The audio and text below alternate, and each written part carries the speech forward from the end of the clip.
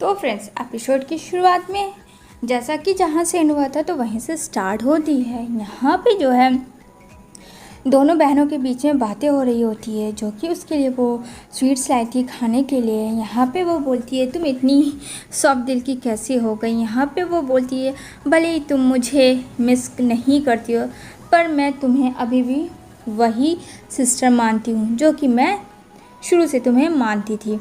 यहाँ पे वो बोलती है कि अच्छा एक बात बताओ, यूजी को तो तुम पहले से जानती हो, वो बहुत ज़्यादा चेंज हो गया है। यहाँ पे उसकी सिस्टर बोलती है ओह, यानी कि तुम मुझसे ये पूछने आई थी कि दोनों में से कौन अच्छा है। यहाँ पे कहती है मैं ऐसी बातें नहीं बोल रही हूँ, मैं बस ये जानना चाहती हूँ कि यूजी कैसा इंसान है, क्योंकि काफ़ी उसमें बदलाव आ चुका है। वो पहले जैसा था वो बिल्कुल भी वैसा है नहीं। बात तो सही थी डोंकी, यून को तो पता थी, लेकिन क्या लगता है फ्रेंड्स, यून बता देगी इतनी आसानी से अपनी सिस्टर को? पॉसिबल नहीं है। यहाँ पे वो कहती है मुझे तो पता था तुम ना उसके पीछे पड़ी हुई थी, उसमें चेंज क्यों आया? क्या ये तुमने जानने की कोशिश की, या फिर बस वो तुम्हारा फियांसे है, उसे अपना फियांसे मानती हो? क्यों, तुम्हें फैंग में क्या चीज़ की कमी नज़र आई जो तुम उसे अपना नहीं बना सकती हो? तो friends sorry to disturb you, लेकिन मैं एक चीज़ कहना चाहती हूँ, ये मेरी इंस्टा आईडी है। जिन्होंने अभी तक मुझे फॉलो नहीं किया है तो प्लीज़ आई रिक्वेस्ट है कि उसे फॉलो करें, और जो भी आपको क्वेश्चन रिलेटेड है ड्रामा से, वहाँ जाके आप मुझसे पूछ सकते हैं एंड मेरी वीडियोज़ को लाइक भी कर सकते हैं। Thank you so much. तो यहाँ पे बोलती है कि तुम्हारी प्रॉब्लम क्या है? यहाँ पे वो बोलती है नहीं, तुम्हें क्या पता नहीं है, वो मेरे फैमिली का एनिमी है। मतलब उसने तो ठान लिया होता है कि फैंग तो उसके फैमिली का एनिमी है, और उसने उसके डैड को मारा और उसने उसके सर्वेंट को मारा। मतलब उस रात जो भी हुआ वो सब ने फैंग ने करवाया।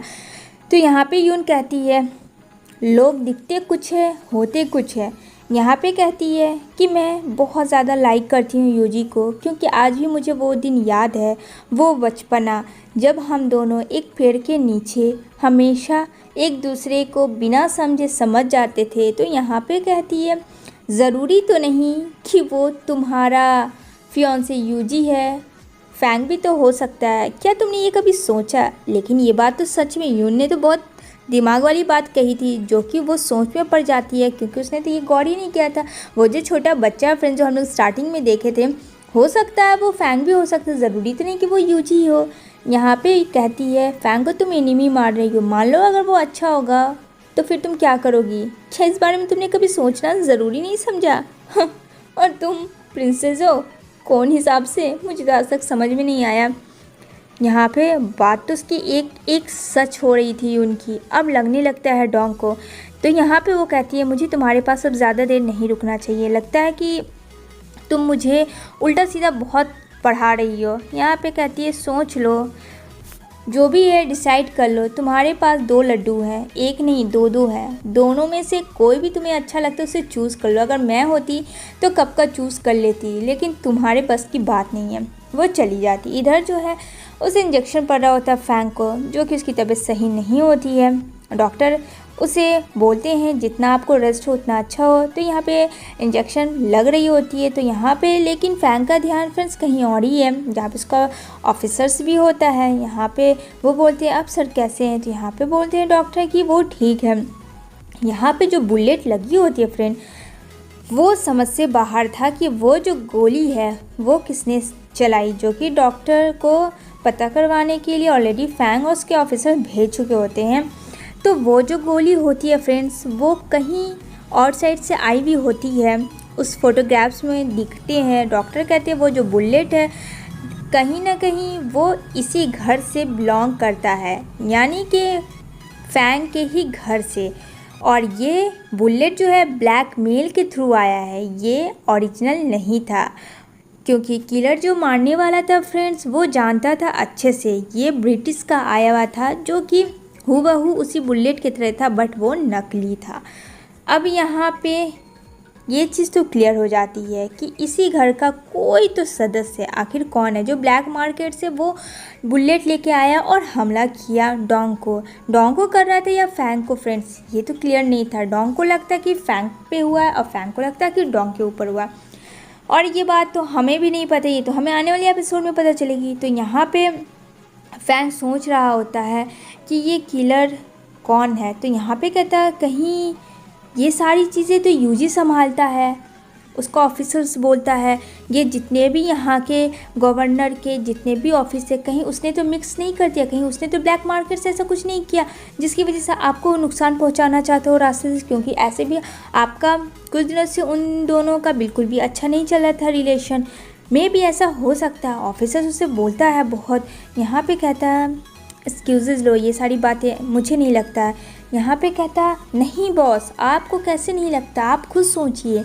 हाँ, यहाँ के बुलेट मिला है वो भी नकली, बाहर से हम लोगों के पास आया और घर का ही कोई सीक्रेट किलर से। क्या इस चीज़ को आप नज़रअंदाज कर सकते हैं? आप ये भूल गए क्या? यहाँ पे कहता है कि हाँ मुझे अब समझ में आया, आपकी खोपड़ी उड़ जाएगी ना तब आपको समझ में आएगा कि दुश्मन कोई और नहीं, आपके घर का नेफ्यू ही आपका है। लेकिन ये बात तो आपको समझ में आ नहीं रही है। तो काफ़ी फैंग गुस्से में आ जाता है कि बस बहुत हुआ, तुम्हें मैंने बोलने का हक दिया है, इसका ये मतलब नहीं है तुम जो दिलाएगा वो तुम बोलते चलो जाओगे। तुम्हें पता भी है तुम किसको बोलो, दैट्स माई नेफ्यू, वो ऐसा नहीं कर सकता है, और अगर वो ऐसा करता है तो उससे पहले मुझे पता चल जाता, क्योंकि मैं भी एक गवर्नर ऑफिसर्स हूँ। इतना तो है, वो ब्लैक बुलेट जो ऑर्डर हुआ था बाहर से वो किसी थर्ड पर्सन का काम है। यहाँ पे ऑफिसर्स कहता है ठीक है, आपको जो सोचना है समझिए, मुझे नहीं फ़र्क पड़ता, लेकिन मुझे जो कहना था सो मैंने कह दिया, और मैं नहीं चाहता हूँ कि आज के बाद से आपको कोई भी प्रॉब्लम हो।